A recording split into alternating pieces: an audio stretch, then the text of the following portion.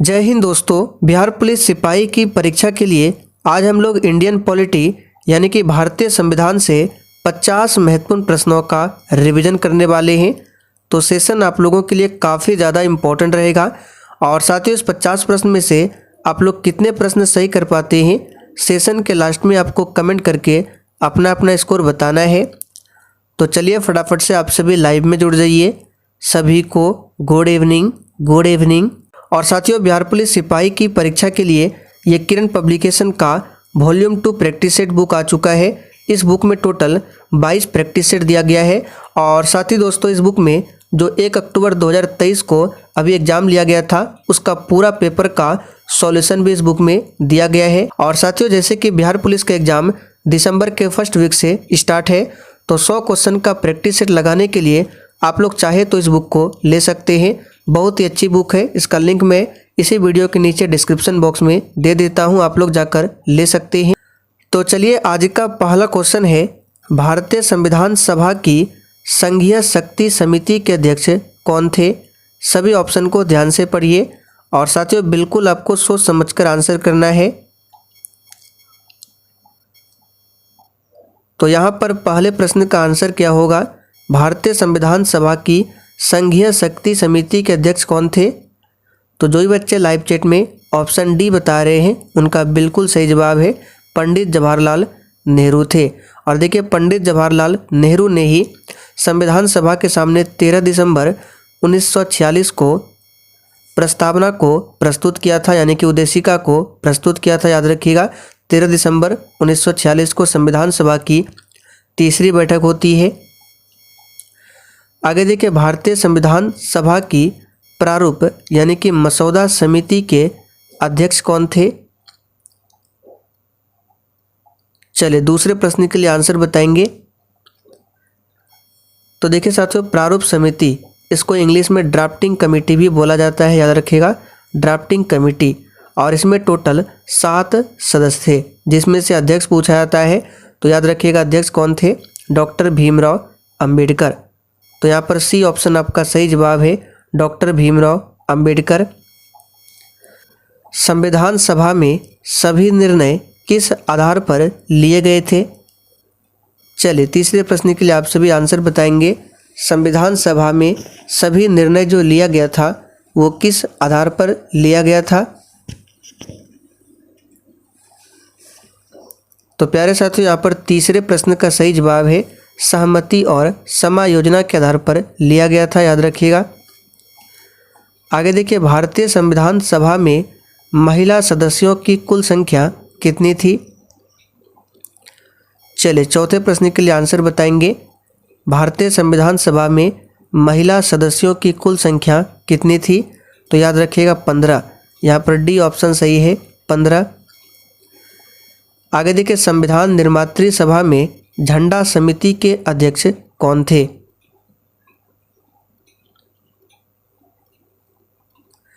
तो यहाँ से देखिए 2 तरह के क्वेश्चन बनता है। अगर आज़ादी के पहले पूछे झंडा समिति के अध्यक्ष तो आंसर हो जाएगा जेबी कृपलानी, लेकिन आज़ादी के बाद पूछे तो याद रखिएगा डॉक्टर राजेंद्र प्रसाद होगा। तो यहाँ जो आपको आंसर करना है डॉक्टर राजेंद्र प्रसाद को आंसर करना है। अगर ऑप्शन में डॉक्टर राजेंद्र प्रसाद ना मिले तो आपको आंसर करना है जेबी कृपलानी, लेकिन अभी यहाँ पर हो जाएगा आपका डॉक्टर राजेंद्र प्रसाद। आगे देखिए भारतीय संविधान में सम्मिलित 8वीं अनुसूची में कौन सी भाषा नहीं है? और देखिए जिनको ये सभी प्रश्न आसान लग रहा है तो उनको बता देते हैं। आपको 50 में से कम 48 से 49 प्रश्नों के सही आंसर करना है जिनको आसान लग रहा है।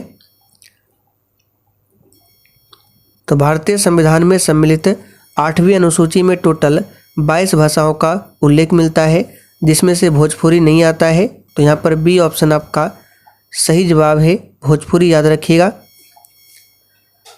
भारतीय संविधान में 9वीं अनुसूची परिवर्धित हुई थी। चलिए 7 के लिए आंसर कीजिए।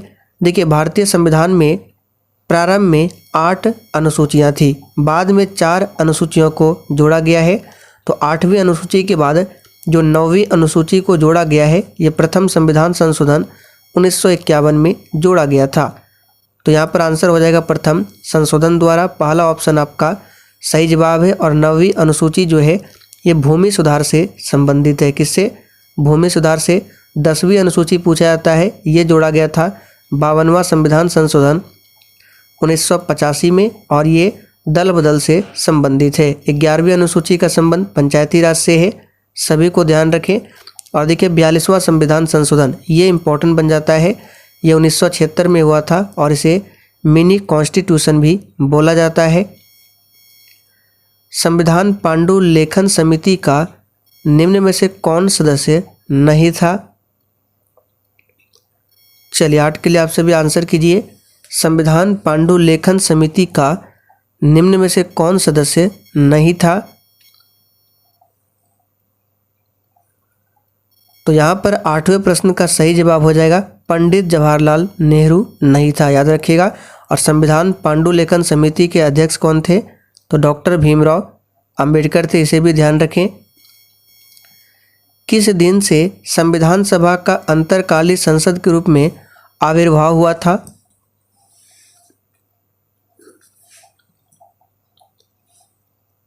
तो यहाँ पर इसका सही जवाब हो जाएगा 26 जनवरी 1950 को, याद रखिएगा 26 जनवरी 1950 को। भारतीय संविधान की प्रस्तावना पर किस क्रांति का प्रभाव नहीं झलकता है?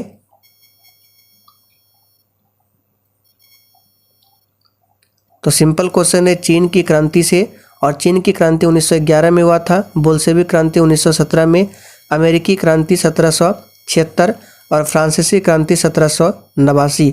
और एक पूछा था रूस की क्रांति जो कि 1917 में हुआ था, सभी को ध्यान रखें। भारत के संविधान का निर्माता किसे माना जाता है? चलिए 11वें प्रश्न के लिए आंसर कीजिए। भारत के संविधान का निर्माता किसे माना जाता है? तो सिंपल क्वेश्चन है, इसका सही जवाब है डॉक्टर भीमराव अंबेडकर को। उच्चतम न्यायालय ने संविधान के मूल ढांचे का सिद्धांत किस वाद में प्रतिपादित किया था? तो देखिए सुप्रीम कोर्ट ने संविधान के मूल ढांचे का सिद्धांत जो है ये किस वाद में प्रतिपादित किया था? तो याद रखिएगा केशवानंद भारती बनाम केरल राज्य, यहाँ पर सी ऑप्शन आपका सही जवाब है। आगे देखिए संविधान सभा के कितने उपस्थित सदस्यों ने संविधान पर हस्ताक्षर किया था? चलिए 13 के लिए आप सभी आंसर कीजिए फटाफट से। तो यहाँ से देखिए और भी प्रश्न बनते हैं, जैसे कि जब देश विभाजन नहीं हुआ था उस समय संविधान सभा में टोटल 389 सदस्य थे और विभाजन के बाद कितने हो गए? तो 299। और इस 299 सदस्य में से 284 सदस्यों ने संविधान पर हस्ताक्षर किया था अंतिम में। तो सही जवाब हो जाएगा यहाँ पर 284 बी ऑप्शन। किस संविधान सभा द्वारा भारत के संविधान का अधिनियम किया गया उसके सदस्य कौन थे? तो देखिए जिस संविधान सभा द्वारा भारत के संविधान का अधिनियमन किया गया उसके सदस्य कौन थे? तो याद रखिएगा विभिन्न प्रांतों की विधान सभाओं द्वारा नामित। तो सी ऑप्शन आपका सही जवाब है, याद रखिएगा। संविधान के किस भाग में संविधान संशोधन की प्रक्रिया का उल्लेख मिलता है? चलिए 15 के लिए आंसर बताएंगे। और साथियों इस क्लास के साथ साथ आप लोग डेली शाम 7:30 बजे की क्लास को ज़रूर अटेंड कीजिए, जिसमें अभी टॉपिक वाइज पॉलिटी चल रहा है। और ये क्लास आपको मेरा जो दूसरा चैनल है दिवाकर स्टडी IQ इस पर मिल जाएगा। और इसके साथ आपको रात 8:30 बजे की क्लास को ज़रूर देखना है, ये क्लास आपको इसी चैनल पर मिल जाएगा। और दोपहर 3 बजे में भी बिहार पुलिस के लिए क्लास स्टार्ट कर दिया गया है, क्योंकि दिसंबर के फर्स्ट वीक से ही आपका एग्ज़ाम स्टार्ट है। तो 15 का आंसर यहाँ पे हो जाएगा भाग 20। और अनुच्छेद पूछे तो 368। और संविधान संशोधन की प्रक्रिया को लिया गया है दक्षिण अफ्रीका के संविधान से। चलिए आगे देखिए, संविधान सभा में उद्देश्य प्रस्ताव किसने प्रस्तुत किया था?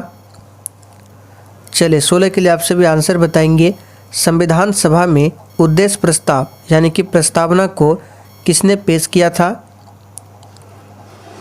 तो हमने आपको शुरुआत में ही बताया था 13 दिसंबर 1946 जो कि संविधान सभा की पहली बैठक होती है। इस बैठक में पंडित जवाहरलाल नेहरू ने उद्देश्य प्रस्ताव को प्रस्तुत किया था।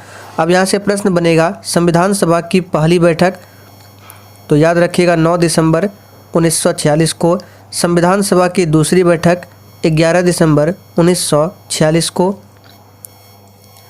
आगे देखिए, दल बदल के आधार पर निर्वाचित सदस्यों की अयोग्यता संबंधी विवरण संविधान के किस अनुसूची में दिया गया है।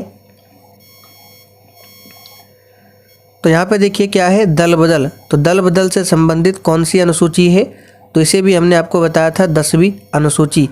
और संविधान में 10वीं अनुसूची को 52वां संविधान संशोधन 1985 के तहत जोड़ा गया था, याद रखिएगा।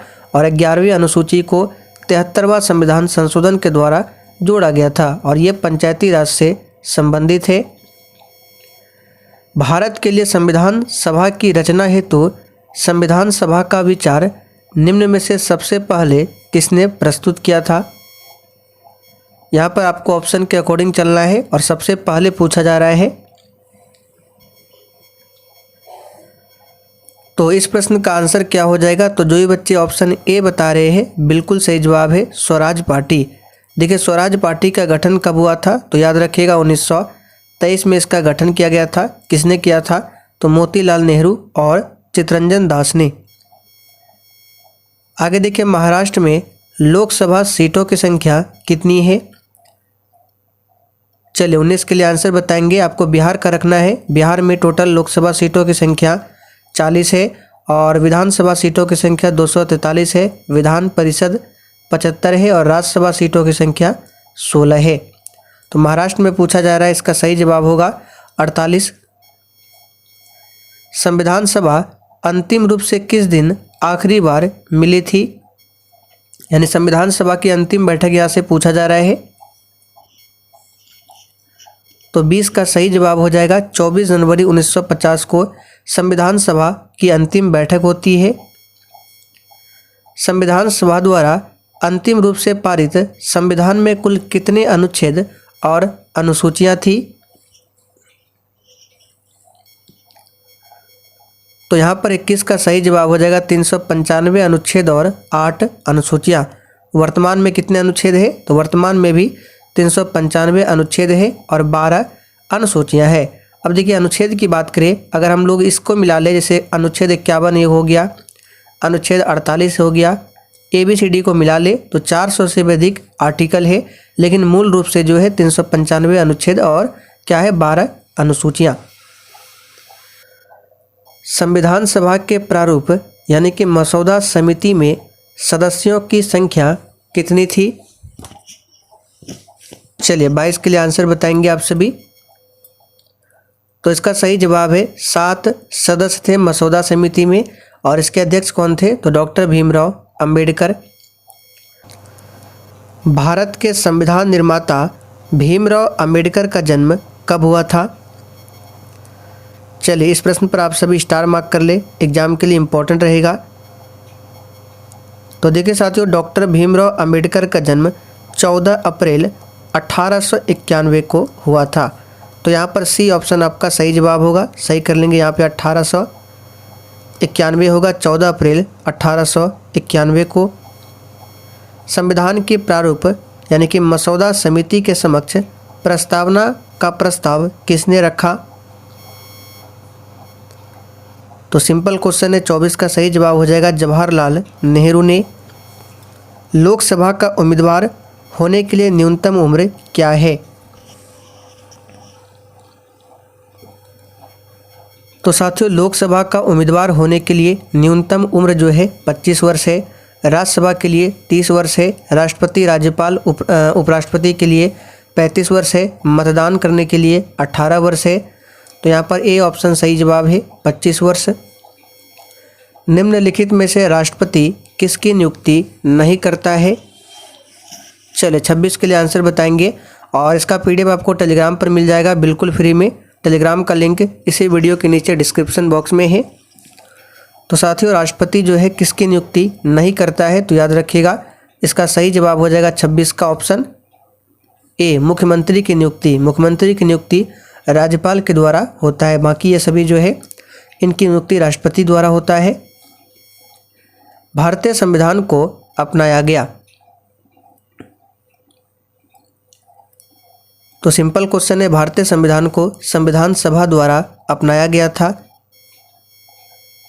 किसी राज्य में विधान परिषद नहीं है, यानी कि इन चारों ऑप्शन में से किस राज्य में विधान परिषद नहीं है? तो वर्तमान में भारत में ऐसे टोटल 6 राज्य हैं जहाँ पर विधान परिषद है, जैसे कि बिहार हो गया, तेलंगाना हो गया, कर्नाटक हो गया, ये सभी में है, जबकि सिक्किम में नहीं है। संपूर्ण भारतीय संविधान के निर्माण में संविधान सभा को कितना समय लगा था? बिल्कुल बेसिक लेवल का क्वेश्चन है, सिंपल क्वेश्चन है, लेकिन एग्जाम में पूछा जाता है, तो इसका सही जवाब हो जाएगा 2 वर्ष 11 महीना 18 दिन। आगे देखिए, राजेंद्र प्रसाद को देश रत्न की उपाधि किसने दिया था? डॉक्टर राजेंद्र प्रसाद भारत के प्रथम राष्ट्रपति थे जो कि बिहार से संबंधित थे, और राजेंद्र प्रसाद को देश रत्न की उपाधि किसने दिया था? तो याद रखिएगा महात्मा गांधी ने। यहाँ पर पहला ऑप्शन आपका सही जवाब है। राजा राम मोहन राय को राजा की उपाधि किसने दिया था? अकबर द्वितीय ने। भारत का संविधान कब लागू हुआ? तो सिंपल क्वेश्चन है, भारत का संविधान 26 जनवरी 1950 को लागू हुआ था। कब लागू हुआ था? 26 जनवरी 1950 को। तो यहाँ पर ए ऑप्शन सही है। और बनकर कब तैयार हुआ था? तो 26 नवंबर 1949 को। निम्नलिखित में से कौन प्रारूप समिति का सदस्य नहीं था?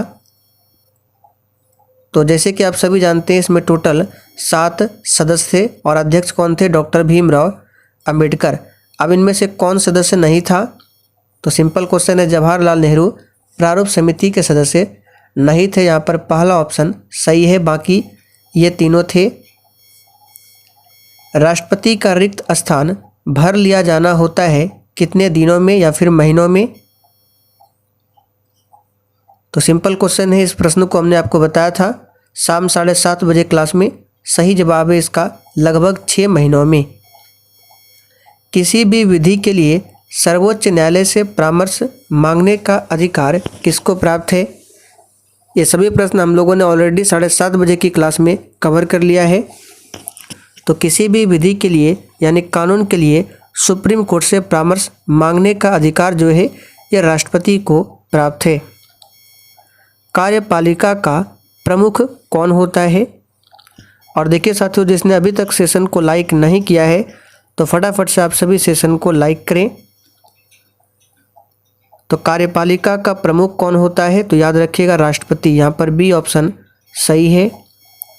संविधान के अनुच्छेद 74 के अनुसार राष्ट्रपति के कार्य को संपन्न करने के लिए एक मंत्री परिषद होगी और उसका प्रधान किसे बनाया गया है?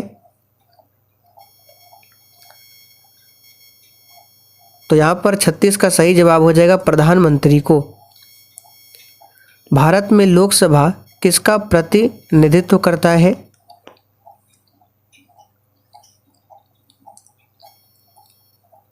तो साथियों, भारत में लोकसभा किसका प्रतिनिधित्व करता है? तो इसका सही जवाब हो जाएगा भारतीय जनता का। भारतीय संविधान में नीति निर्देशक तत्व किसके लिए है?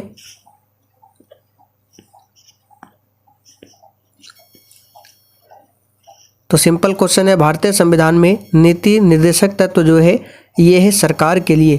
और नीति निर्देशक तत्व को आयरलैंड देश के संविधान से लिया गया है और इसे रखा गया है भाग 4 अनुच्छेद 36 से लेकर 51 तक में। किसी भी राज्य का संवैधानिक प्रधान किसे माना जाता है?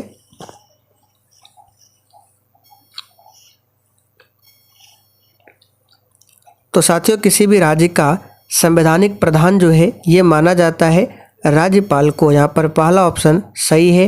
राज्यपाल की नियुक्ति कौन करता है? तो भारत के राष्ट्रपति करते हैं। संविधान सभा ने संविधान को किस दिन पारित किया था?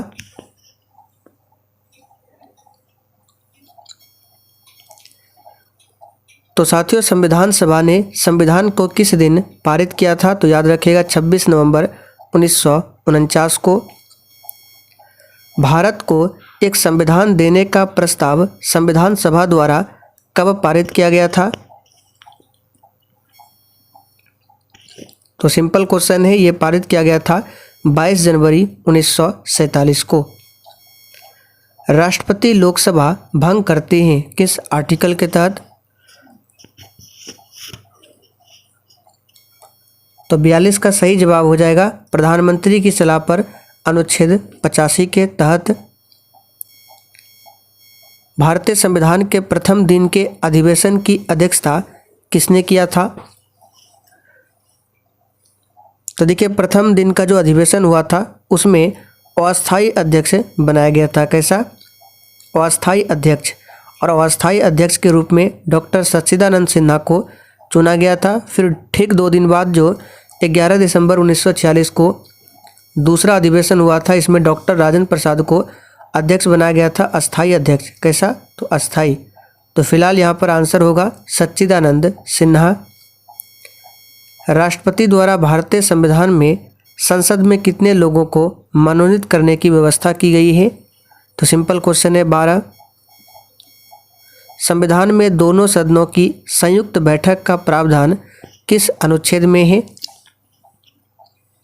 तो संयुक्त बैठक को राष्ट्रपति बुलाता है, लेकिन अध्यक्षता लोकसभा का स्पीकर करता है। वर्तमान में ओम बिरला लोकसभा के स्पीकर है और वर्तमान में 17वीं लोकसभा चल रहा है।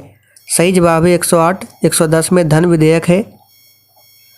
106वां संविधान संशोधन और 111वां संविधान संशोधन क्रमशः किससे संबंधित है? तो 46 का सही जवाब है सहकारी समिति। याद रखिएगा, यहाँ पर देखिए विधेयक कर लेंगे 106वां संविधान संशोधन विधेयक और 111वां संविधान संशोधन विधेयक, ये सहकारी समिति से संबंधित है। यहाँ पर डी ऑप्शन सही है। संविधान का अनुच्छेद 123 किससे संबंधित है? तो देखिए, इस आर्टिकल के बारे में हमने आपको बहुत बार बताया है। 123 और 213 दोनों में अध्यादेश है। 123 जो है राष्ट्रपति अध्यादेश जारी करता है और 213 के तहत राज्यपाल। तो यहाँ पर पहला ऑप्शन सही है। निम्नलिखित में संविधान का कौन सा भाग संशोधित नहीं किया जा सकता है? चलिए, अच्छा प्रश्न है, आंसर कीजिए। कौन सा भाग संशोधित नहीं किया जा सकता है? तो 48 का सही जवाब होगा न्यायिक समीक्षा। डी ऑप्शन सही है। प्रस्तावना में अभी तक एक बार संशोधन हुआ है और वो हुआ है 1976 में 42वां, और इसके तहत संविधान में प्रस्तावना में 3 शब्दों को ऐड किया गया था। भारतीय संविधान की 6ठी अनुसूची, चलिए पूरा प्रश्न को पढ़ लीजिए। 6ठी अनुसूची में क्या है? तो 4 राज्यों में अनुसूचित क्षेत्रों और अनुसूचित जनजातियों के प्रशासन और नियंत्रण का उल्लेख मिलता है। तो वो 4 राज्य कौन कौन से हैं? तो सिंपल क्वेश्चन है, याद कर लीजिए। वो 4 राज्य है असम, मेघालय, त्रिपुरा, मिजोरम। आखिरी क्वेश्चन है, भारत का संविधान भारत के सुप्रीम कोर्ट को केंद्र और राज्यों के बीच विवादों का निर्णय किस क्षेत्र के तहत लेने का अधिकार देता है? तो सही जवाब है वास्तविक न्यायाधिकार। यहाँ पर बी ऑप्शन आपका सही जवाब है। अब चलिए आपसे एक प्रश्न पूछते हैं जिसका आंसर आपको नीचे कमेंट करके बताना है। तो प्रश्न है, राष्ट्रपति के चुनाव में अगर कोई विवाद होता है तो उसका हल कौन करता है, यानी ये विवाद किसके पास जाता है? फटाफट से आप लोग नीचे कमेंट करके बताइए। और इस 50 में से आप लोगों ने कितने प्रश्न सही किए हैं ये भी आपको कमेंट करके बताना है।